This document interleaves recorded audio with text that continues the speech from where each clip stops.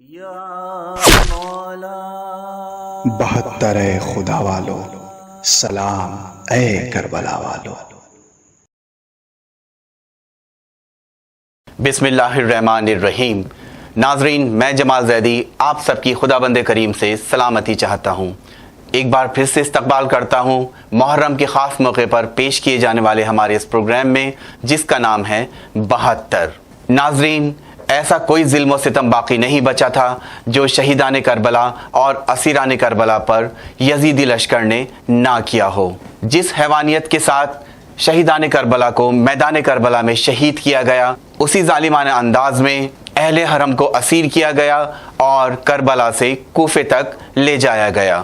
جب اپنے عزیزوں کی لاشیں بے گور و کفن کربلا کے میدان میں چھوڑ کر اہل حرم کربلا سے چلے ہوں گے، ان پر کیا گزری ہوگی، اس کا تصور کر پانا بھی ناممکن ہے۔ اسیران کربلا کے اسی دردناک سفر کے بارے میں کچھ اور معلومات پیش کرنے کے لیے آج ہمارے ساتھ ہیں حجت الاسلام عالی جناب مولانا سید علی ہاشم عابدی صاحب قبلہ۔ مولانا صاحب السلام علیکم۔ وعلیکم السلام ورحمۃ اللہ وبرکاتہ۔ مولانا صاحب، میں آپ کا اپنی طرف سے اور تمام دیکھنے والوں کی طرف سے اپنے اس پروگرام میں استقبال کرتا ہوں، جس کا نام ہے 72۔ مولانا صاحب، ہم نے پچھلے ایپیسوڈ میں اسیران کربلا کے اس سفر کے بارے میں معلومات حاصل کری جو طے کیا گیا تھا کربلا سے لے کر کوفے تک۔ جیسا کہ ہمیں بتایا گیا کہ چونکہ کوفے میں ایک بغاوت شروع ہونے لگی تھی، اس لیے اسیران کربلا کو وہاں سے روانہ کیا ابن زیاد نے شام کے لیے۔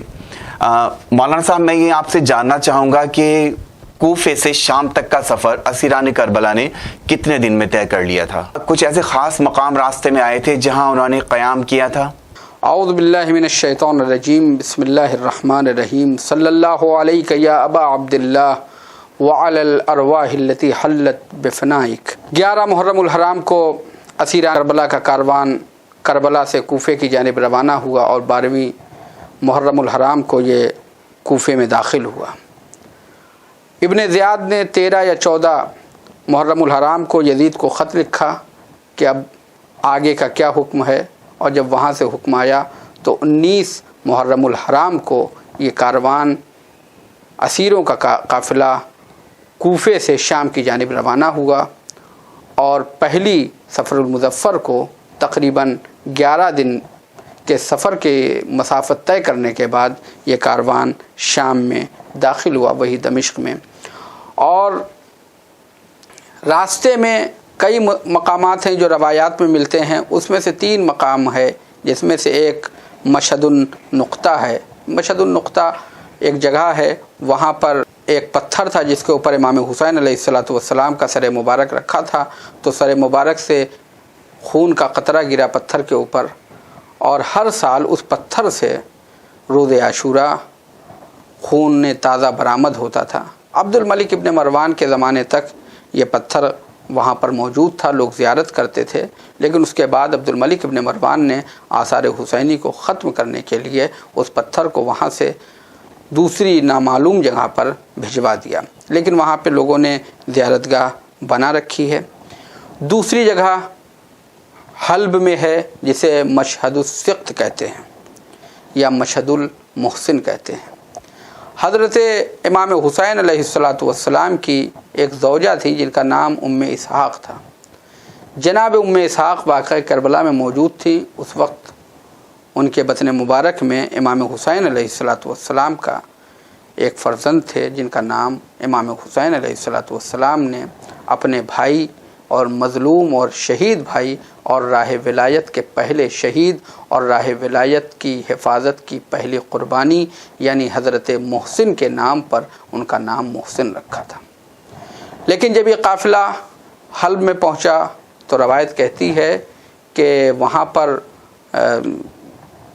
پہاڑ کے سائے میں اسیر بیٹھے ہوئے تھے اور یہ ظالم خیمہ لگا کے بیٹھے ہوئے تھے۔ اچانک ظالموں نے کہا کہ یہ لوگ کیوں سائے میں بیٹھے، ان کو پہاڑ کی طرف بھیجا جائے، اور جب پہاڑ کی طرف بھیجا جانے لگا تو اس وقت نیزوں کے ساتھ بھیجا گیا، تو ایک نیزے کی یعنی جناب ام اسحاق کے بطن مبارک پہ لگی اور جناب محسن کی شہادت ہو گئی اور وہیں پر ان کی قبر مبارک ہے جو زیارت گاہ ہے۔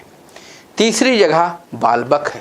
بالبک والوں نے اہل بیت کے ساتھ بڑا برا سلوک کیا کہ جناب ام کلثوم نے ان کے لیے بد دعا کی ہے، ہاتھ اٹھایا ہے کہ تم لوگ آل رسول کے ساتھ، خاندان پیغمبر کے ساتھ ایسی بد اخلاقی کر رہے ہو، تو لہٰذا جناب ام کلثوم نے بد دعا کی ان کے لیے۔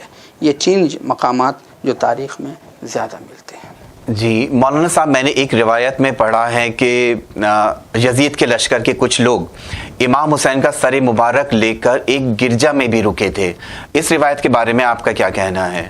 وہ حلب کے پاس ایک جگہ ہے جہاں پر ایک عیسائیوں کی عبادت گاہ تھی، اور وہاں پر یہ لوگ نیزے کے اوپر یا صندوق کے میں جناب امام حسین علیہ السلام کا سر مبارک تھا، اس میں رکھے ہوئے تھے اور اس کی حفاظت کر رہے تھے یہ فوج، اور شراب پی رہے تھے، جوا کھیل رہے تھے۔ اور وہاں سے جو راہب تھا وہ دیکھ رہا تھا کہ اچانک نصف شب کے بعد دیکھا کہ اس صندوق سے، اس سر مبارک سے نور ساتے ہوا جو آسمان کی طرف جا رہا ہے، اور یہ مستقل یہ رات بھر دیکھتا رہا۔ صبح ہوئی تو اس نے جا کے کہا کہ تمہارا سردار کون ہے؟ کہا خولی ہے۔ خولی کے پاس گیا، کہا کہ یہ اس میں کس کا سر ہے؟ کہا اس میں حسین ابن علی کا سر ہے۔ کہا کہ حسین ابن علی کی والدہ کا نام کیا تھا؟ کہا فاطمہ بنت محمد صلی اللہ علیہ وآلہ وسلم۔ کہا کہ یہ ان کا سر ہے۔ کہا کہ اللہ تمہاری ہدایت نہ کرے، تمہارے لیے جہنم ہے۔ اور اس کے بعد کہا کہ اس سر کو ہمیں دے دو، ہم تھوڑا اس کے ساتھ وقت گزاریں گے۔ تو کہا کہ ہم نہیں دیں گے، ہمیں اس کا انعام ملے گا۔ یزید سے کہا کتنا دے گا؟ کہا 10,000 درہم۔ تو وہ راہب 10,000 درہم لے کے آیا اور کہا کہ مجھے تھوڑی دیر کے لیے، تو ان لوگوں نے 1-2 گھنٹے کے لیے سر کو دیا۔ وہ لے کے گیا، اس نے سر مبارک کو دھلا، اس پہ خوشبو لگائی، اور اس کے بعد وہ روتا رہا، گریہ کرتا رہا کہ اور کہا کہ اے حسین ابن علی، اے نبی کے نواسے، آپ گواہ رہیے گا، ہم آپ کے سامنے کلمہ شہادتین جاری کرتے ہیں، اور اپنے نانا سے کہہ کر میری شفاعت کرا دیجیے گا، میں مسلمان ہوتا ہوں۔ اور اسی کے ساتھ ساتھ کچھ اور لوگ بھی عیسائی مذہب چھوڑ کر مسلمان ہوئے تھے۔ مولانا صاحب، گرجا کا ذکر آیا تو مجھے ایک آسمانی کتاب کا خیال آیا جس کا نام ہے انجیل۔ مولانا صاحب، کہ یہ صحیح ہے کہ انجیل میں پنجتن پاک کے نام لکھے ہوئے تھے اور اس انجیل کو چھپا دیا گیا ہے؟ جتنی بھی آسمانی کتابیں ہیں اور جتنے بھی آسمانی صحیفے ہیں، سب میں پنجتن پاک کا ذکر تھا۔ حتیٰ کہ اگر آپ دیکھیے جناب آدم کو جو اسما تعلیم کیے تو یہی پنجتن پاک کے اسما تھے۔ جناب نوح کو کشتی کے لیے جو کیلیں بھیجی گئیں، ان کیلوں میں پہ بھی جو 5 کیلیں تھیں جس کے اوپر یہ پنجتن پاک کے نام لکھے ہوئے تھے، اور وہ ایک نمایاں کیل تھی جو کلیدی حیثیت رکھتی تھی۔ اسی طریقے سے تمام صحیفوں میں، انجیل میں بھی نام امام حسین کا بھی، امام حسن علیہ السلام کا بھی، یعنی پنجتن پاک کا نام تھا۔ توریت میں بھی تھا، زبور میں بھی تھا، یعنی تمام کتابوں میں یہ اسماء گرامی لکھے ہوئے تھے۔ اب یہ الگ بات ہے کہ اس کو تحریف کر دی گئی اور اب وہ نام شاید نہ دکھے۔ مولانا صاحب، میں جاننا چاہوں گا آپ سے اس وقت کے بارے میں جب حضرت امام حسین علیہ السلام مدینہ میں تھے اور یزید کی حکومت قائم ہو چکی تھی دمشق میں۔ مولانا صاحب، اس دوران کیا کبھی ایسا ہوا تھا کہ حضرت امام حسین اور یزید کی ملاقات ہوئی ہو کسی بھی وجہ سے؟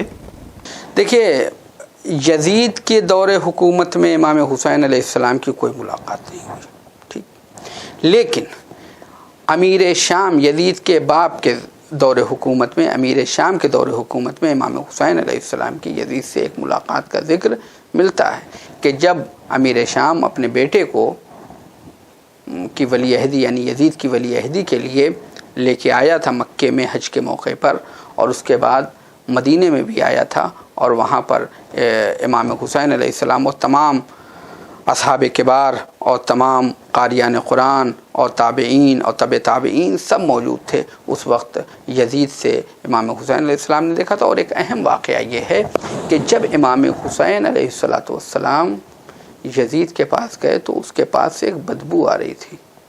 امام نے کہا کیا تو شراب پیتا ہے؟ اس نے کہا نہیں میں شراب نہیں پیتا۔ امام نے اس کے اوپر اس سے اظہار برات کا کہا یہ تو شراب پیتا ہے، تیرے پاس سے شراب کی بو آ رہی ہے۔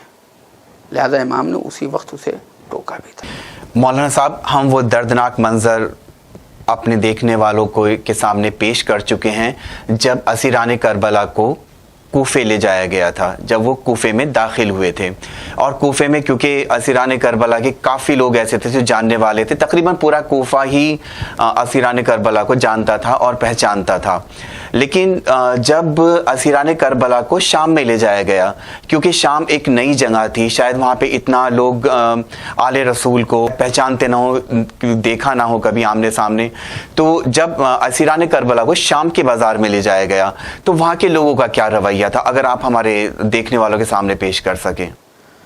देखिए, शाम में यजीद के बाप ने, अमीर शाम ने काम किया था अहले बैत के ख़िलाफ़, और आपको उससे अंदाज़ा लग जाएगा, महसूस हो जाएगा कि जब अमीरुल मोमिनीन की शहादत हुई है मस्जिद कूफा में और ये ख़बर शाम में पहुंची है कि अली को कत्ल कर दिया गया, तो पूछा गया कि अली को कहाँ कत्ल किया? कहा कि मस्जिद में। कहा अली का मस्जिद से क्या लेना देना? कहा कि वो अली मस्जिद में क्यों गए थे? कहा नमाज़ पढ़ते थे। कहा क्या अली नमाज भी पढ़ते थे?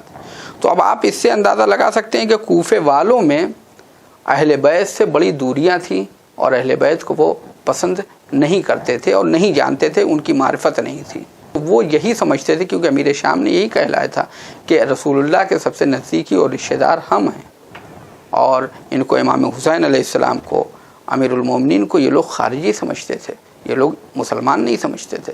लिहाजा उनकी जो भी बर्ताव रहा वो उसी हिसाब से रहा है जब तक कि वो उनको मारिफत नहीं हुई है। लिहाजा वो दर्दनाक मनाजिर हैं, लेकिन आपको वो वाक़यात मिलेंगे कि जब एक कुरान पढ़ रहा था और वो क़ारी कुरान था, और वो उसने जब इमाम सज्जाद अलैहिस्सलाम से कहा कि अल्लाह ने तुम्हारे साथ सही काम किया कि तुम्हें ज़लील और रुसवा किया, कहा कि क्या तुमने कुरान नहीं पढ़ा? क़ुल ला असअलुकुम अलैहि अजरन इल्लल मवद्दता फ़िल क़ुरबा। कहा कि तुम्हारा इससे क्या लेना? कहा कि वही अहले बैत तो हम ही हैं, हमारी ही मवद्दत अजर रसालत है, हमारी ही मोहब्बत, हमारी ही मवद्दत अजर रसालत है। तो इस तरह के मसाइल पेश आए हैं। ख़ुद उन इलाक़ों में लेके जाया गया है यहूद और नसारा के, खुसूसन यहूदियों के इलाके में लेके जाया गया शाम के, जहाँ पर यह कहा गया कि ये उसका सर है कि जिसके बाप ने खैबर में तुम्हारे बाप को कत्ल किया था। तो इस तरह से जुल्म और सितम हो रहा था। यही वजह है कि इमाम सज्जाद अलैहिस्सलाम ने सबसे ज़्यादा जहाँ के लिए मुसीबत पड़ी है, पूरी ज़िंदगी गिरिया किया है, तो आपकी ज़बान पे अश्शाम अश्शाम अश्शाम रहा है, क्योंकि शाम के मसाइब इमाम सज्जाद और अहले बैत के लिए सख्त मरहला था। मौलाना साहब, जैसे अभी आपने जिक्र किया शाम का, तो जैसे ही शाम का जिक्र आता है तो साथ ही साथ जिक्र आता है दरबार यजीदी का। तो मैं आपसे ये जानना चाहूँगा कि जब पहली बार असीरान करबला को यजीद के दरबार में वो दाखिल हुए, उस वक्त क्या हालात थे वहाँ के? पहली बार जब दाखिल हुए, अहले बैत अलैहिस्सलातु वस्सलाम को दाखिल किया गया, तो बहरहाल वहाँ पर एक जश्न का समा था। वहाँ पर शाम में जब दाखिल हुए तो जश्न का समा था वहाँ पे, और हर तरफ खुशियों के नगारे बज रहे थे जब दाखिल किया गया। और फिर उसके बाद आप देखिए उसी मजलिस में, उसी नशिस्त में जिसमें दाखिल किया गया, तो जब पूछने वालों ने पूछा है, दूसरे ममालिक के जो सफ़ीर मौजूद थे उन्होंने पूछा ये कौन है? कहा कि ये हुसैन इब्न अली हैं, खारिजी हैं। कहा इनकी वालिदा कौन थी? कहा ये रसूलुल्लाह की बेटी फातिमा थी। तो उसी वक्त एक ईसाई जो सफ़ीर था वहाँ मौजूद था दूसरे मुल्क का, उसने क्या कहा? उसने कहा कि तुम परवाए हो, हमारे जनाब ईसा के एक हवारी की नस्ल के आज भी जो लोग मौजूद हैं हम उनका एहतराम करते हैं, या उनके वसी की नस्ल के जो लोग भी आज हम उनका एहतराम करते हैं, और तुमने नबी के नवासे, नबी की बेटी के बेटे को तुमने कत्ल कर दिया है। तुम कितने बुरे हो, कितनी बुरी कौम हो तुम। उसका असर ये हुआ, मज़लूमियत का एक पहलू है। मौलाना साहब, जैसे ही यजीद के दरबार का जिक्र आता है, साथ साथ जिक्र आता है हज़रत ज़ैनुल आबिदीन अलैहिस्सलाम के खुतबे का। अगर आप बता सकते हैं हमारे देखने वालों के सामने कि वो क्या कहा था इमाम ने उस खुतबे में? जब यजीद का मुकर्रिर, सरकारी मुकर्रिर अहले बैत की तौहीन कर रहा था, तो जब उसको इमाम ने ڈانٹا ہے. اس کے بعد کہا کہ اے یزید کیا میں اس لکڑی کے اوپر جاؤں, میں بھی کچھ کہوں؟ تو اس وقت یزید نے اجازت نہیں دی. تو یزید کا بیٹا معاویہ ابن یزید وہاں پہ تھا. اس نے اپنے باپ سے کہا کہ یہ لاغر, یہ پریشان حال, یہ ایک اسیر, یہ کیا بولے گا, اس کو اجازت دے دے, کیا بولے گا؟ تو یزید نے اس وقت ایک جملہ کہا ہے معرفت اہل بیت کا. یزید نے اپنے بیٹے معاویہ سے کہا کہ تمہیں نہیں معلوم یہ اس گھرانے سے تعلق رکھتے ہیں کہ جہاں بچوں کی پہلی غذا علم ہوتی ہے, جہاں بچوں کی پہلی غذا علم ہوتی ہے. اور جب ہر طرف سے ہوا کہ ان کو اجازت ملنی چاہیے تو اس وقت اجازت دی. اس وقت امام ممبر گئے ہیں اور اس کے بعد امام نے کہا جو مجھے پہچانتا پہچانتا ہے, جو نہیں پہچانتا پہچان لے, میں علی ابن الحسین ہوں. اور اس کے بعد ارم زمزم و صفا انبن مکہ و منا, کہ میں مکے کا بیٹا ہوں, میں منا کا بیٹا ہوں, میں زمزم کا بیٹا ہوں, میں صفا کا بیٹا ہوں. اپنے پورے فضائل پڑھے ہیں. یعنی جو 40 برس تک امیر شام نے اہل بیت کے خلاف جو پروپگنڈے کیے تھے شام میں, وہ تمام کے اوپر امام سجاد نے اپنے چند منٹ کے خطبے کے ذریعے سے سب پہ پانی پھیر دیا ہے. اور وہ افراد جو یزید کے طرفدار تھے ان میں سے اکثریت یہ تھی کہ وہ دل سے اہل بیت کے طرفدار ہو گئے تھے. ان کی سمجھ میں آ گیا تھا کہ حقیقی خاندان رسول کون ہے. یہ بنی امیہ کا خاندان رسالت سے تعلق نہیں ہے, بلکہ ان کا ہے. یہ جو اسیر بن کے آئے ہیں یہ اسلام کے اصل وارث ہیں, یہ رسول اللہ کے اصل وارث ہیں. یہ سامنے پیش آیا. مولانا صاحب جیسے یہ تو سبھی کے سامنے بات ظاہر ہے کہ یزید کے دل میں تو پوری طرح سے اہل بیت کے لیے بغض بھرا ہوا تھا, لیکن یزید کے گھر میں اور بھی کافی لوگ تھے. تو میں آپ سے یہ جاننا چاہوں گا کہ یزید کے خود اپنے گھر میں کیا کچھ لوگ ایسے تھے جو اہل بیت سے محبت رکھتے تھے, آل رسول کو پہچانتے تھے لیکن خاموش تھے؟ دیکھیے اس میں ایک جو خود یزید کی بیوی تھی ہند, اس کا ذکر ملتا ہے اور اس کو علماء نے بیان بھی کیا ہے. اس میں یہ ملتا ہے کہ ہند اس کو ایک بیماری ہو گئی تھی امیر المومنین کے زمانے میں مدینے میں, اور یہ اس وقت بہت مریض تھی, اس کے بدن میں کوئی تکلیف تھی. تو یہ مدینے آئی امیر المومنین کے پاس اور کہا کہ اس کی شفا مل جائے. اس کے والد اس کو لے کے آئے تھے ہند کے, تو اس کو شفا ملی ہے.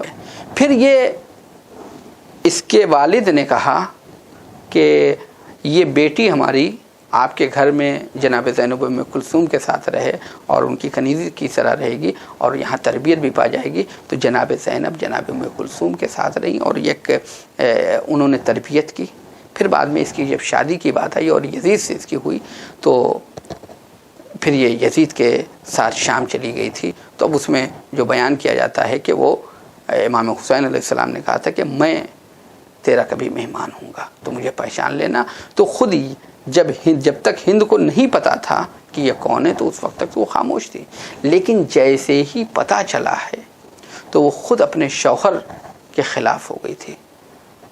تو جہاں یزید کا بیٹا یزید کے خلاف ہوا ہے, وہیں یزید کی زوجہ بھی یزید کے خلاف ہوئی ہے. مولانا صاحب میں آپ کا شکریہ ادا کرتا ہوں معلومات ہم تک پہنچانے کے لیے جو اسیران کربلا کے سفر سے متعلق رکھتی ہیں, جو انہوں نے طے کیا تھا کوفے سے لے کے شام تک. اس دردناک سفر کی مثال دنیا میں کہیں دیکھنے کو نہیں ملے گی. ناظرین, یہ تھے عالی جناب مولانا سید علی ہاشم آبدی صاحب, جنہوں نے ہمیں ان حالات سے آگاہ کیا جو واقعہ کربلا کے بعد اسیران کربلا کے ساتھ پیش آئے تھے, اور بتایا کیسے حضرت زین العابدین علیہ السلام نے اپنے ایک چھوٹے سے خطبے سے بنی امیہ کے 40 سالہ باطل منصوبوں پر پانی پھیر دیا اور شام والوں کو حقیقت سے آگاہ کیا. کل یعنی پروگرام کے اگلے اور آخری ایپیسوڈ میں کچھ اور ضروری معلومات لے کر آپ کے سامنے حاضر رہوں گا. تب تک کے لیے میں جمال زیدی آپ سے اجازت چاہتا ہوں. خدا ہم سب کو شہیدان کربلا کے صدقے میں صحت و سلامتی کے ساتھ محفوظ رکھے. خدا حافظ.